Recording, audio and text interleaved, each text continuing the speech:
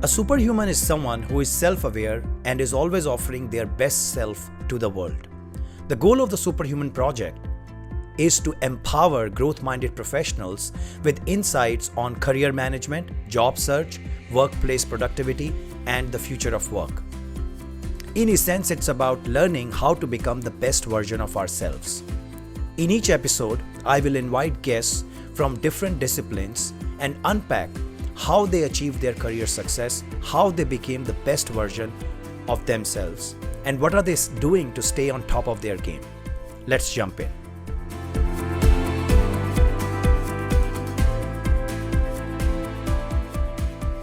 So today we have Judy Robinett, the authors of How to Be a Power Connector. And I reached out to Judy. I told her that I read her book 3 years ago, and I learned some of the basics of networking. And one thing her book taught me was asking 3 questions from a cold contact or somebody you are trying to connect with. 1, how can I help you? 2, what ideas do you have for me? And who else do you know that I should talk to? I have been using this in building my network, in reaching out to people, and it has really helped me a lot. So Judy, thank you for giving us time today. And I was excited when you accepted my request for giving us time to talk about the Superhuman Project.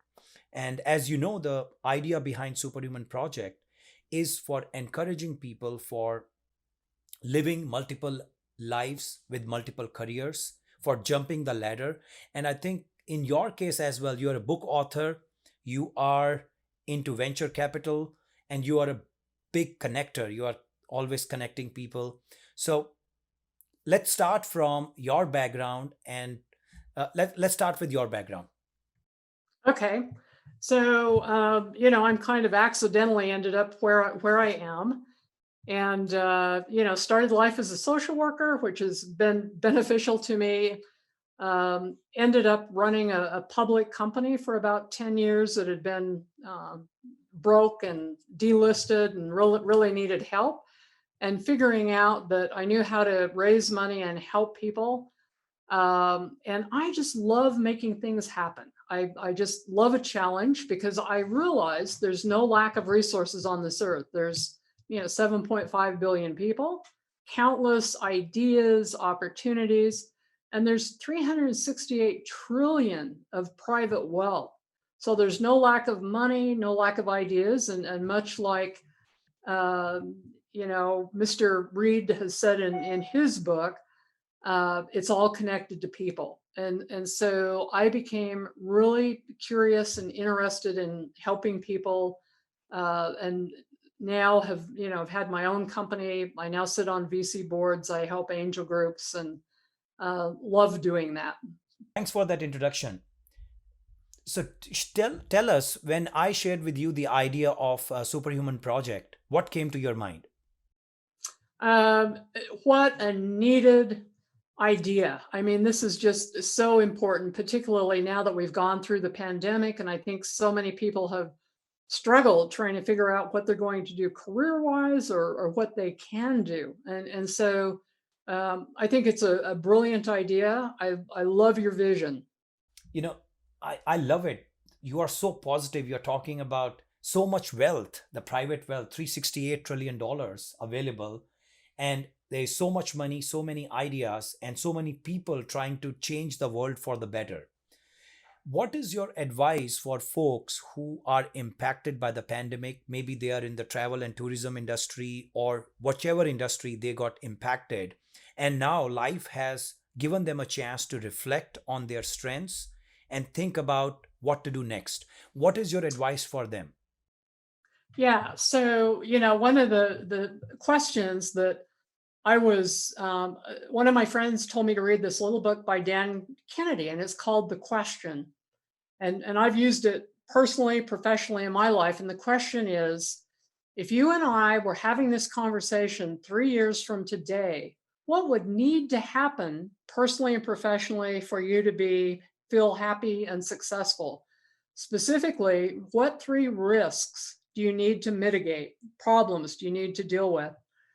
what three strengths do you need to magnify, and what three opportunities do you need to grasp?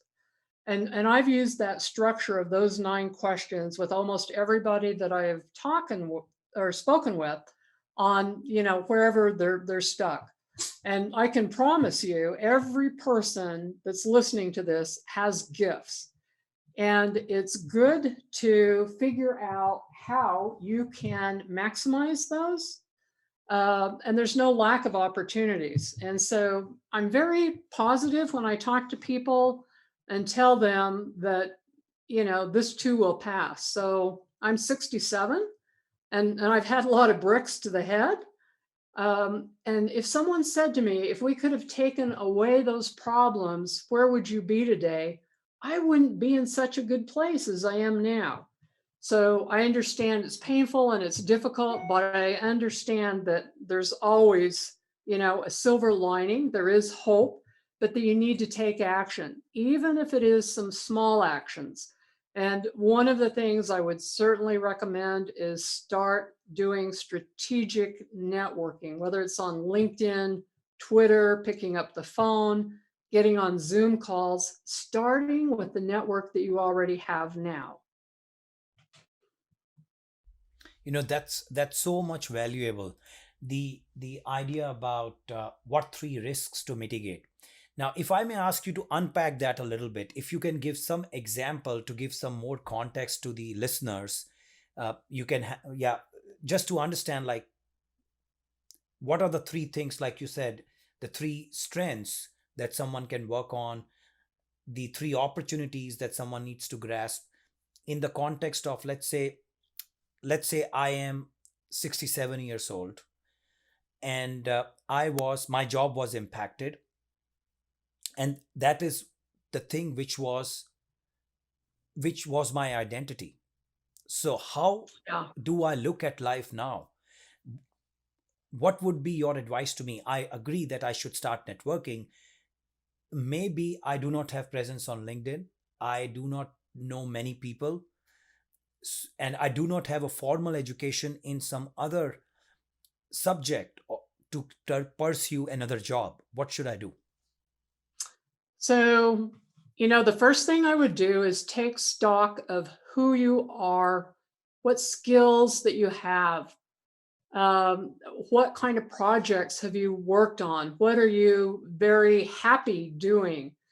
And it's also good to ask 3 to 5 of your good friends to say, hey, what am I really good at? I grew up, I'd been bullied, and I used to think, and I was so shy. I wondered why anybody would want to talk to me. And finally, when I got brave and talked to my friends, they laughed and they said, you're an extrovert. And so often, many of our assumptions and beliefs about ourselves are wrong. And so it's good to take care of those blind spots, to get some input from people who know you, and do that. Plus, review and reflect on your resume. Maybe now is the perfect time for you to think about what is the vision that you would have always wanted to go after. And it doesn't matter about formal education. I mean, my undergraduate's in psychology, my master's in economics. I'm not doing anything really related to those two things. And, the founder of Kentucky Fried Chicken, he did not start that business until he was 65 years old. And he got his first Social Security check and he said, I'm not living like this.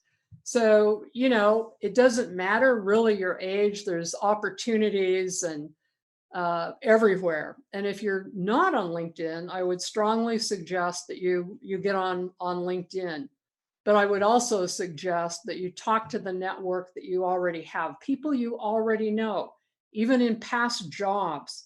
Reach out to your pastor, the Catholic priest, whoever it is, and tell them where you're at and what you're thinking about doing, and ask for advice, and then ask, who else do you know I should talk to? And this is how I've ended up, becoming, I was introduced to Mark Cuban. I've been on panels with Mark Cuban, Mark Burnett. I'd have never dreamed in 100 years, because I grew up more lower middle class, never even had heard of Harvard. And so I'm a firm believer that regardless of your age, where you're at, what your education, that if you say yes to the universe and just start taking some minor steps, the doors will open. And to your question, I'm all about, the three risks to mitigate. I mean, at one time, I started a franchise restaurant after reading in the Wall Street Journal how to become financially independent in America. And it was be a doctor, a lawyer, inherit it, or marry it. And I thought, well, those are out. And number five was start a business. And I thought, how hard can it be? And I went and got a $1.3 million SBA loan and started a franchise restaurant. And I could see at one point that I thought I was going bankrupt. And I went to an attorney and I was terrified. I was not sleeping nights. And the guy looked at my financials and he said, "You're not even close." And I said, "But I'm broke." And he said, "Listen, Judy, they can break you, but they can't eat you." So there's very few things that can kill you. And it's good to think about what are those three risks that you're most worried about. Could be your health, could be your money, somebody in your family. And we all have strengths that we can improve on. And certainly there's always opportunities. I mean, Richard Branson said they're like buses. There's always a new one coming around. So it's good to dream big.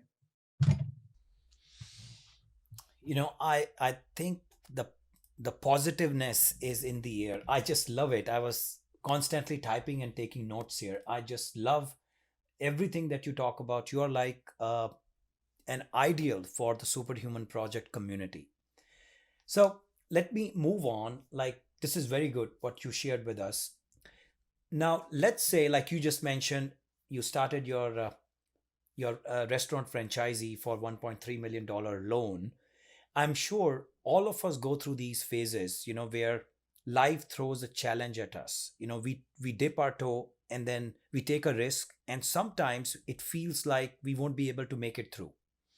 So, Yes. and you did mention something about believe in the universe and the universe will open doors.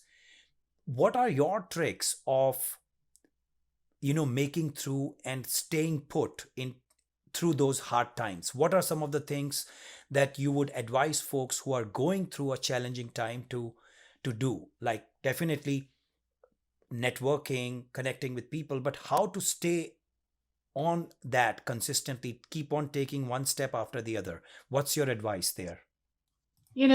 So many times I would have to say to myself, stop. When I would get negative thoughts in my mind, and psychologists talk about monkey mind, that we can't shut it off. And I would literally say to myself, stop.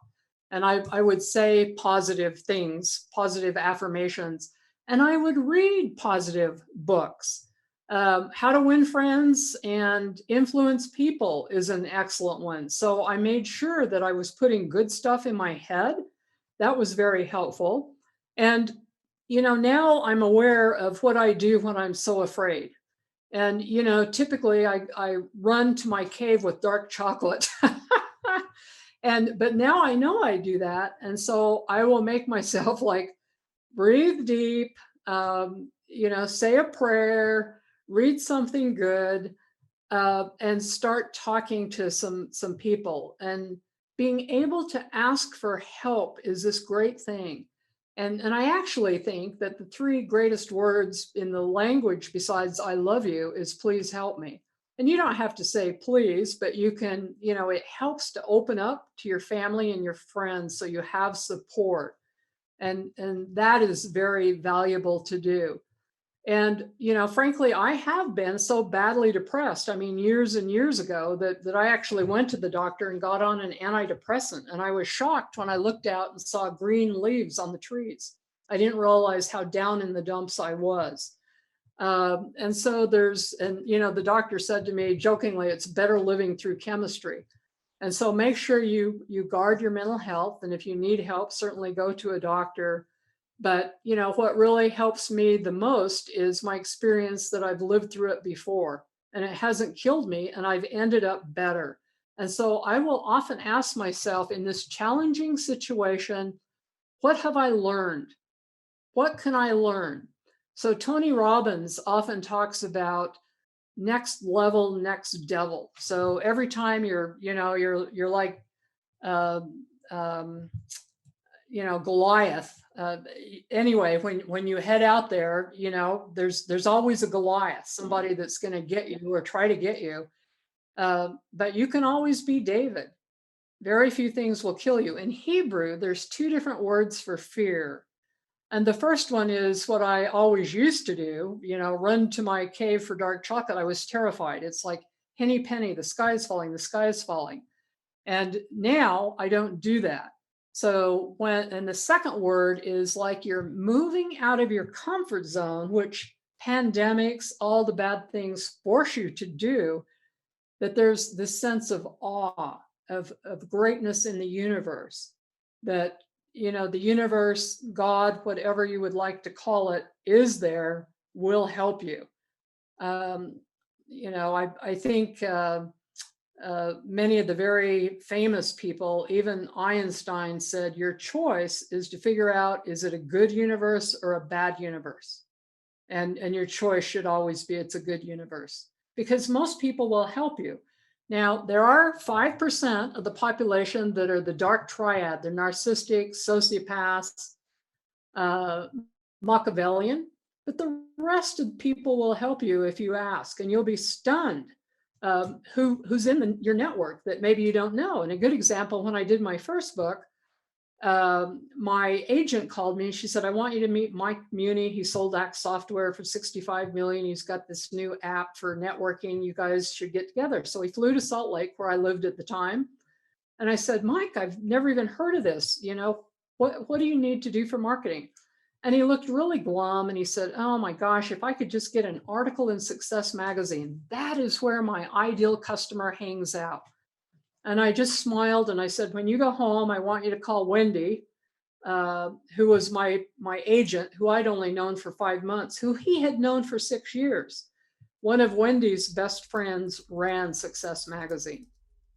Wow. And he almost fell off the chair when I told him. So it's important to start with the network that you already have. You know, something that always works for me, like you mentioned in your response about please help me.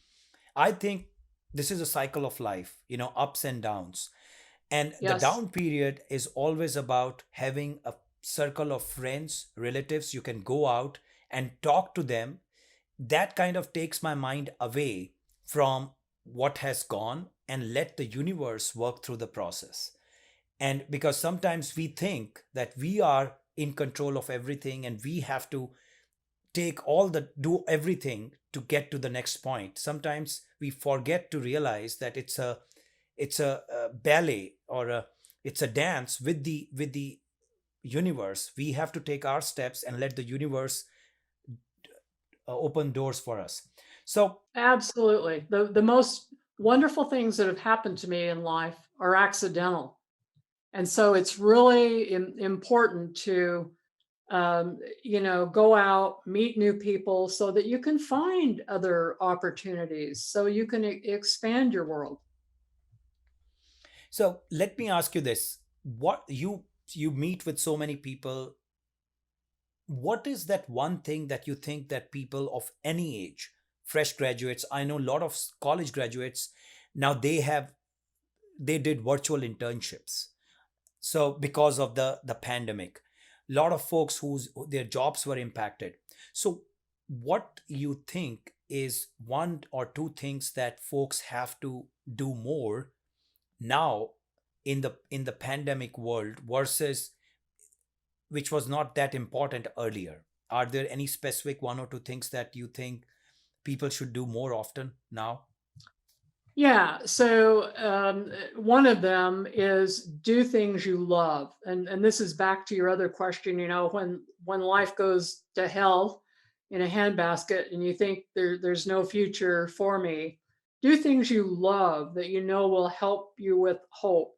I love gardening. I love music. I have 6 horses in the backyard. I love riding horses up in the mountains, and nature will give me a level of peace. That one is an important one to do. regardless, but certainly really important during this time of pandemic, that we take care of ourselves and do more of what brings you joy. And the other thing is to certainly widen your network, and talk to strangers. Learn to just say hello, even on LinkedIn, but just talk to strangers. We're taught strangers are dangerous, but if you think about some of the most important people in your life, your partner, husband, wife, best friend, at some point they were a stranger. So I think it's important to increase your emotional IQ skills. And this would include, listening with your heart, your eyes besides your ears. Learn how to add value to other people. This can be introducing someone, inviting them to an event, sending them an article that you found, recommending a book. And that will lay the groundwork for your future, regardless, pandemic or no pandemic. And actually, Amal, there's going to be so many significant, great innovations due to this pandemic, and we're seeing them now. I read this morning on Crunchbase, there's now, more unicorns, 2 that were just birthed this week. And so you can, choose to look at the glass as half empty or half full. And as President Ronald Reagan said, there is no cap on innovation and creativity, and you can be a part of that. Yes, that's true, and that's good. So you mentioned talk to strangers. Now, someone who is an introvert and he's not comfortable reaching out to strangers, and he goes on a LinkedIn and reaches out, finds a list of people he wants to connect with. In his mind, he's thinking, why would this person respond to me? So, what is your advice to that person, or how should you write, or what should you write in your LinkedIn note that your chances of a response gets higher? So, first off, do some background on the person and find out, what they like. The most important things to people are their family, their wealth, their health, and their pets. And you can look at activities, things that they've been involved in, the industries they're involved in, and try to find something that is similar that you can reach out to them. I've never had anybody not connect with me on LinkedIn. I try to be very personal with people, but I understand. I was terribly shy, and at first wondered why anybody would want to talk to me. But you have value as a human being. You're a gift. I mean, you have gifts. You came to this world with gifts, and never downplay that. I mean, one of the biggest gifts is just to listen to someone. But like I mentioned, sharing an article or whatever, and learning how to add value to that person. If you can figure out a win-win, how you can help them, and you always can. It takes a little bit of a practice. So, I used to be very scared to talk to people, and I read How to Win Friends and Influence People, and I made myself just start saying hello to people.